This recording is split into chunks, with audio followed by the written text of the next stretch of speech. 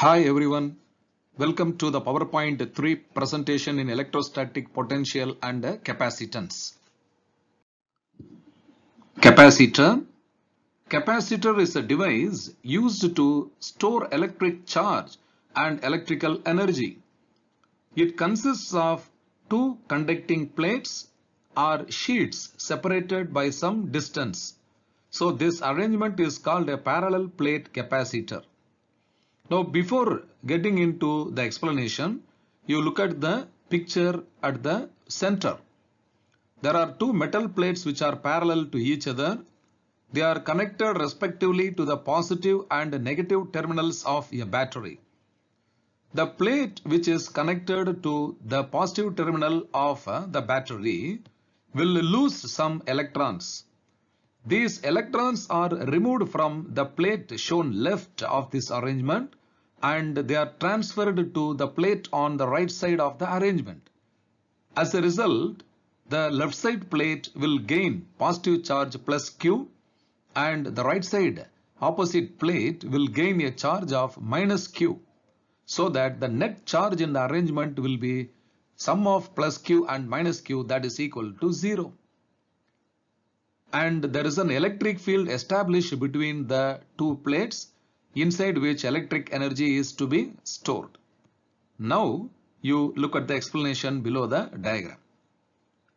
When a capacitor is connected to a battery of potential difference V, the electrons are transferred from one plate to the other plate by the battery, so that one plate becomes negatively charged with a charge of minus Q and the other plate positively charged with a charge of plus Q.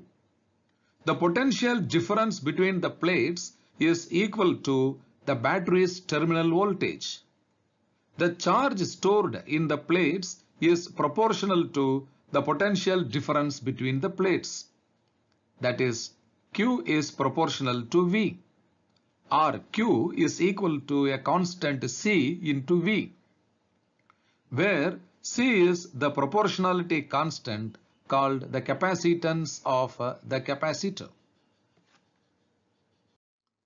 The capacitance C of a capacitor is defined as the ratio of the magnitude of charge on either of the conductor plates to the potential difference existing between the plates of the capacitor.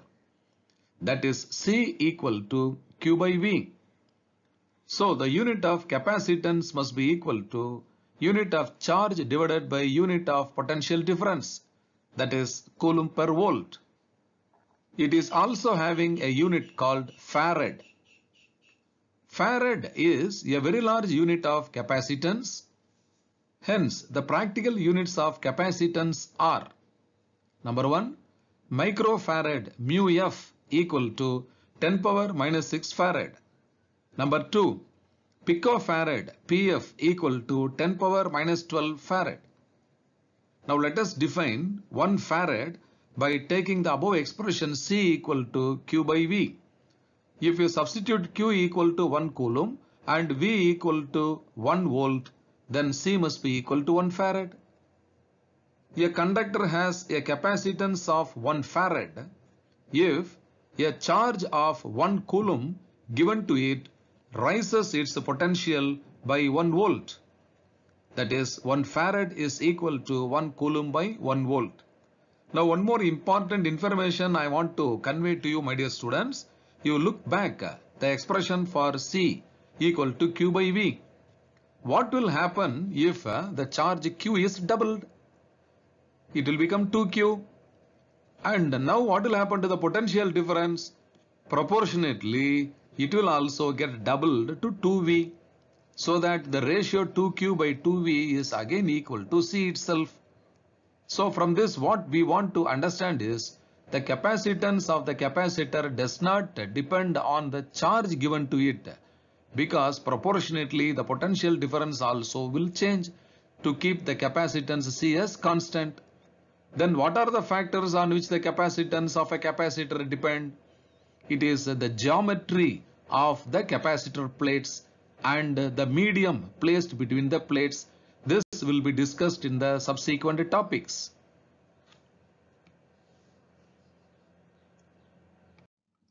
There are different types of capacitors, namely the spherical capacitor, parallel plate capacitor, and cylindrical capacitor. Now let us discuss the construction of the parallel plate capacitor and derive an expression for the capacitance of a parallel plate capacitor.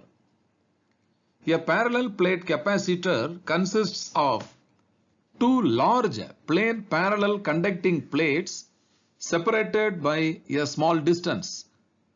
Let capital A be the area of each plate and small d be the separation between them. Let plus Q and minus Q be the charge on the plates of the capacitor, and let the intervening medium be vacuum. Now you look at the diagrammatic representation.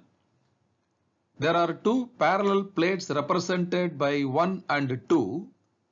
These two have an area of capital A and a separation distance of small d between them. Due to the presence of charge plus Q on plate 1, minus Q on plate 2, there is an electric field which is uniform between the two plates, that is directed from top to bottom. You can see the arrowhead between the two plates pointing downward is uniform electric field E.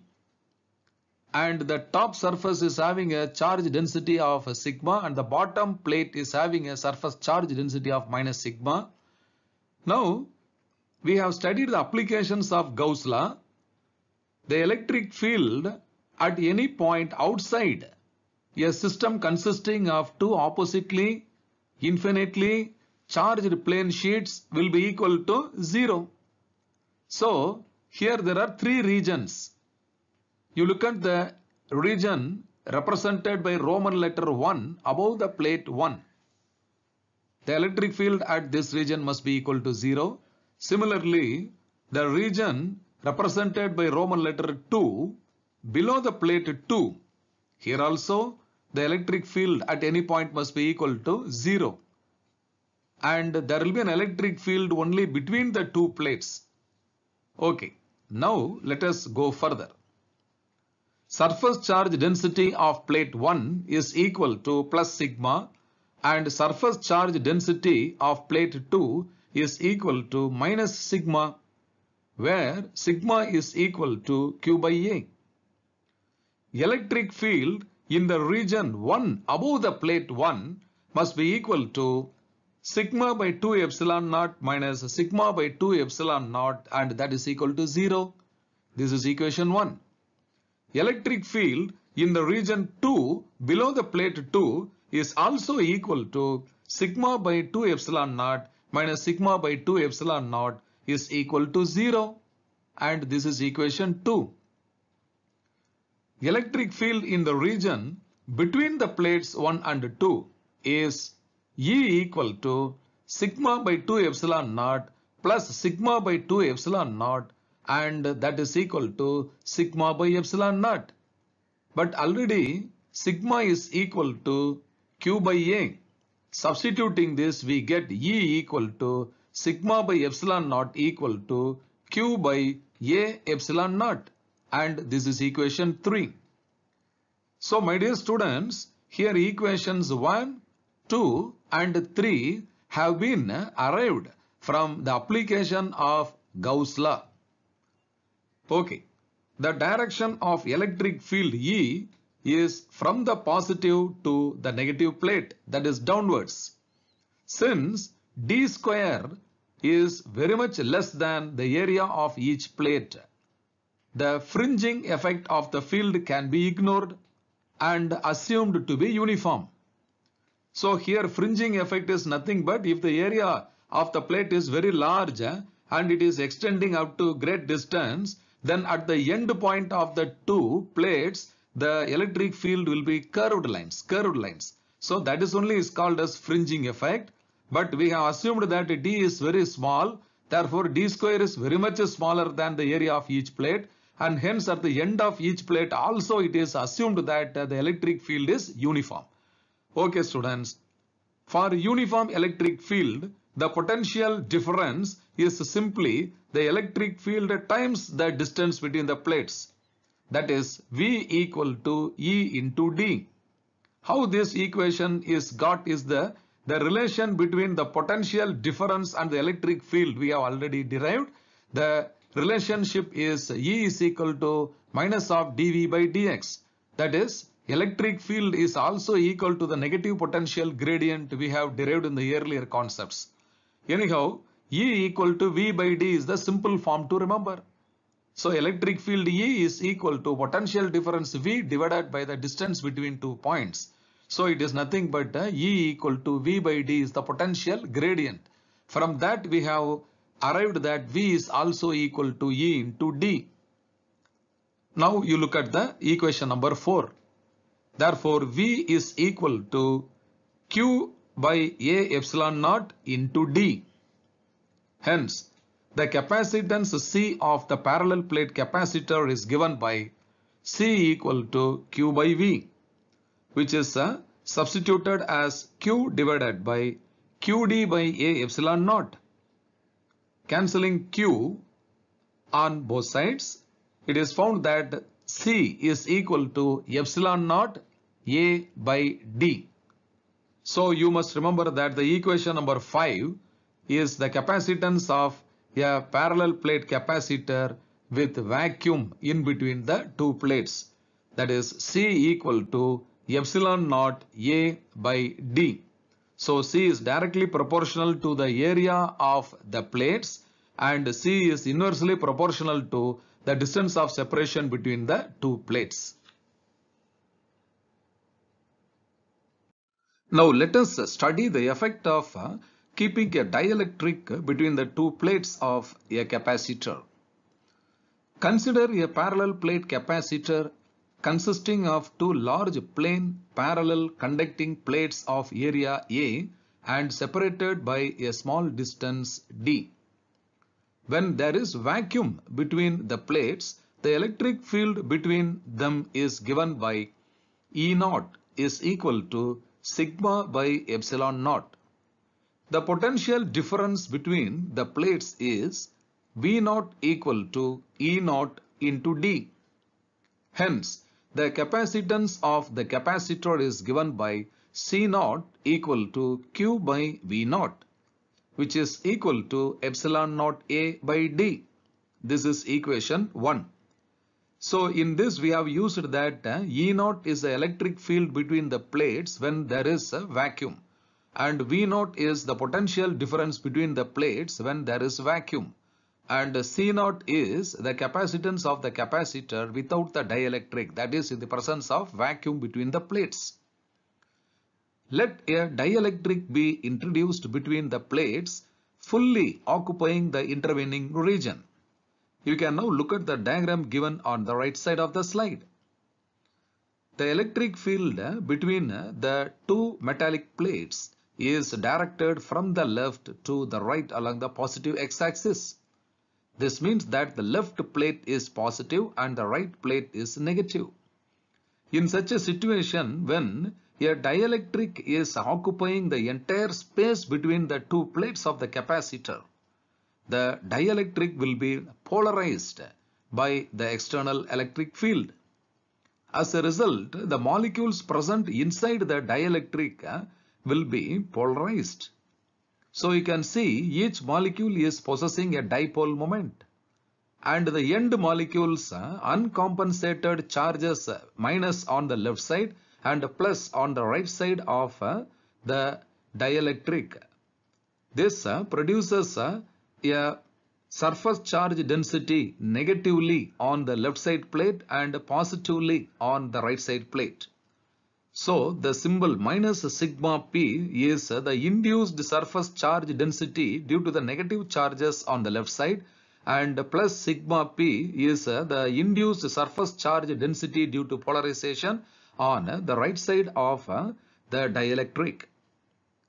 Okay, once again I will read the content below equation 1. Let a dielectric be introduced between the plates fully occupying the intervening region. The dielectric is polarized by the electric field. This effect is equal to two charged sheets with surface charge densities plus sigma p and minus sigma p. The net surface charge density is plus or minus sigma minus sigma p. Now, the electric field inside the dielectric is given by E is equal to sigma minus sigma p divided by epsilon naught. This is equation 2. The potential difference between the two plates without dielectric was represented by V naught, and the electric field between the two plates in the absence of the dielectric was represented by E naught. Now, the potential difference between the plates in the presence of dielectric is represented by capital V, and V is now equal to E into D, and that is equal to sigma minus sigma P by epsilon naught into D. This is equation 3. For linear dielectrics, the induced surface charge density is proportional to the electric field.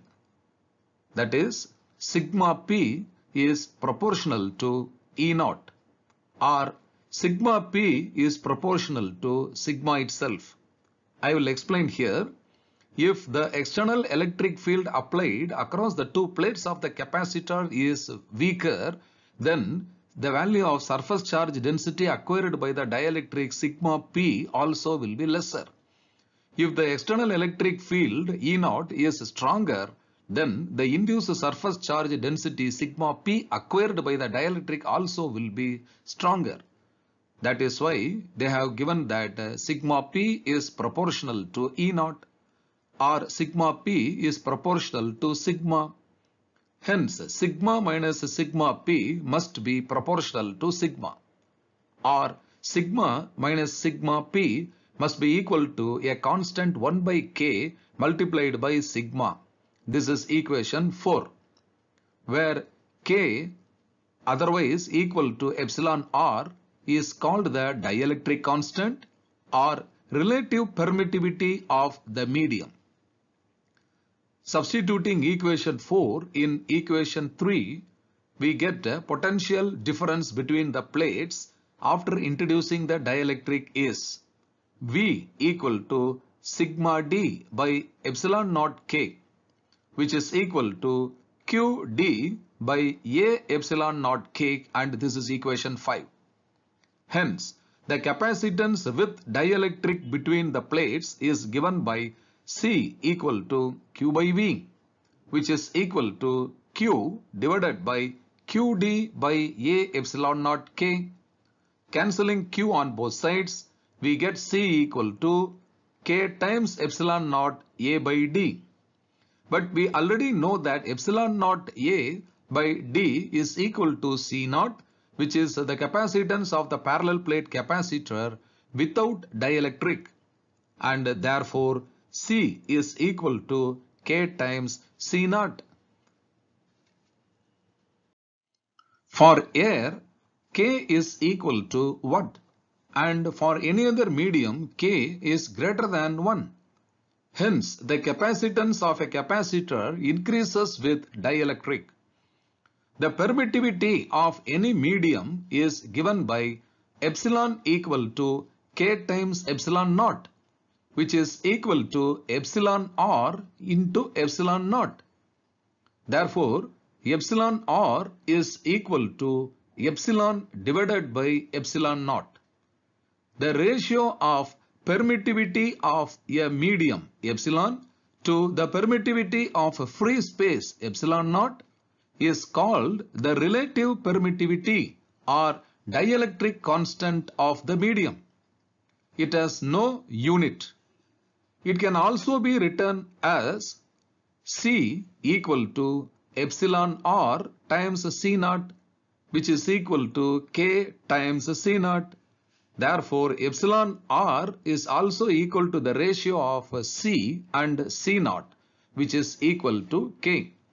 So finally, we must remember the fact that whenever a dielectric is introduced between the plates of the capacitor, either fully or partially, the capacitance of the capacitor will increase.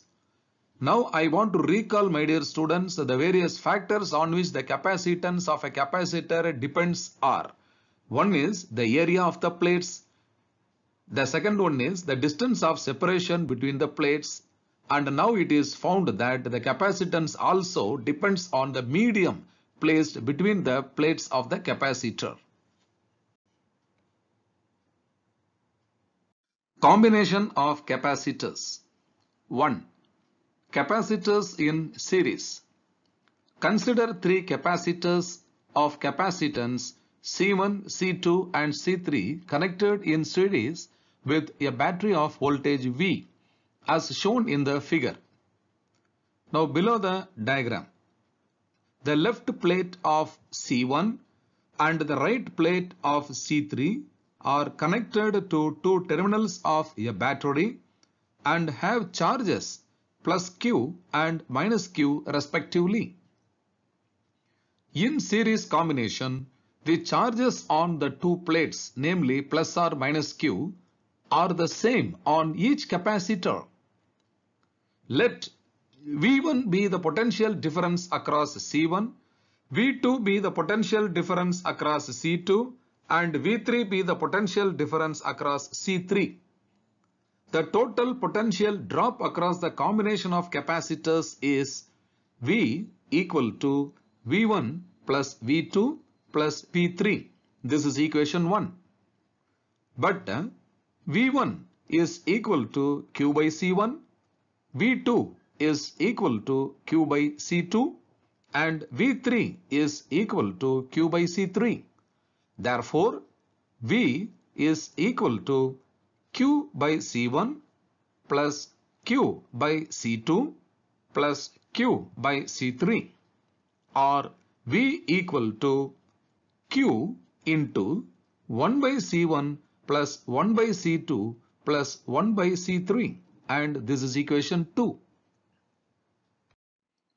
If the three capacitors are replaced by a single capacitor of capacitance Cs, then V is also equal to Q by Cs. This is equation 3. Comparing equations 2 and 3, Q by Cs is equal to Q into 1 by C1 plus 1 by C2 plus 1 by C3. Cancelling Q on both sides, we can also write 1 by Cs is equal to 1 by C1 plus 1 by C2 plus 1 by C3, and this is equation 4. Now see the important note, the first point. Hence, when a number of capacitors are connected in series, the reciprocal of the effective capacitance is equal to the sum of the reciprocals of the capacitances of the individual capacitors. 2. The equivalent capacitance Cs is always less than the smallest individual capacitance in the series. 3. If n capacitors are connected in series, then there will be n terms on the right hand side. Therefore, 1 by Cs is equal to 1 by C1 plus 1 by C2 plus 1 by C3 extending up to 1 by Cn. 2. Capacitors in parallel. Consider three capacitors of capacitance C1, C2 and C3 connected in parallel with a battery of voltage V as shown in the figure. Now look below the diagram. In parallel combination, the potential difference across each capacitor is the same.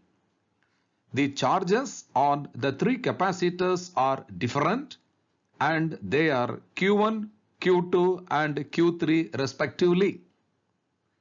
The net charge transferred by the battery is Q equal to Q1 plus Q2 plus Q3. This is equation 1. But Q1 is equal to C1V, Q2 is equal to C2V and Q3 is equal to C3V. Therefore, Q is also equal to C1V plus C2V plus C3V, or Q is equal to C1 plus C2 plus C3 into V. This is equation 2. If the three capacitors are replaced by a single capacitor of capacitance Cp, then Q is also equal to Cp into V. This is equation 3. Comparing equations 2 and 3, we can write Cp into V is equal to C1 plus C2 plus C3 into V. Cancelling V on both sides, we can also write Cp is equal to C1 plus C2 plus C3. Important note. Point 1. Hence, the equivalent capacitance of capacitors connected in parallel is equal to the sum of the individual capacitances. 2. The equivalent capacitance Cp in parallel combination is always greater than the largest individual capacitance. 3. If n capacitors are connected in parallel, then Cp is equal to C1 plus C2 plus C3 up to Cn.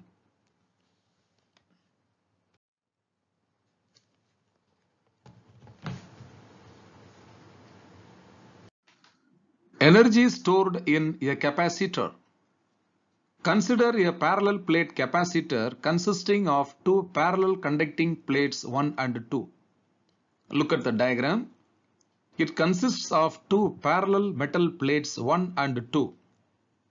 The plate 1 has a charge plus Q and the plate 2 has a charge minus Q, and there is a uniform electric field capital E between the two plates 1 and 2. Now look below the diagram. When a battery is connected to the capacitor, electrons of total charge minus Q are transferred from plate 1 to plate 2, or positive charges of plus Q are transferred from plate 2 to plate 1. To transfer the charge from lower potential, namely plate 1, to higher potential, namely plate 2, work is done by the battery. This work done is stored as electrostatic potential energy in the capacitor. To transfer an infinitesimal charge dq for a potential difference V, the work done is given by dW equal to V dq, where V equal to Q by C. This is equation 1. Hence, the total work done to charge the capacitor by a charge Q is given by W equal to integral 0 to Q V dq. This is equation 2. And this is also equal to integral 0 to Q Q by C dq, because V equal to Q by C. Now W is equal to 1 by C into integral 0 to Q Q dq. The integral Q dq is also equal to Q square by 2. Therefore, W is now equal to 1 by C into Q square by 2 between the limits 0 and capital Q. Substituting the lower limit and the upper limits, we get W is equal to Q square by 2C. This work done is stored as electrostatic potential energy UE in the capacitor. Therefore, UE is equal to Q square by 2C, or UE is equal to half CV square, or UE is also equal to half QV. This is equation 3, and this is got by substituting Q equal to CV or C equal to Q by V. This energy is stored in the electric field existing between the plates of the capacitor.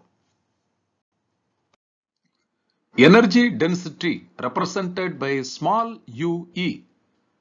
It is defined as the energy stored per unit volume of the space between the plates. The energy stored in the capacitor is given by capital U, E is equal to half CV square. But C equal to epsilon naught A by D and V equal to E into D. Substituting for C and V, we get UE is equal to half into epsilon naught A by D into ED the whole square, or UE equal to 1 by 2 epsilon naught into capital A into small d into E square. But area A into distance D is equal to the volume of the space between the capacitor plates. So I divide the left hand side capital UE by AD. Therefore, UA by AD is equal to half epsilon naught E square, where A into D is equal to V is the volume of the space. Hence, energy density of the electric field is given by small ue is equal to half epsilon naught E square. Okay, my dear students, this is the end of chapter 2, electric potential and capacitance. We will meet again with another new topic. Until then, best wishes and goodbye.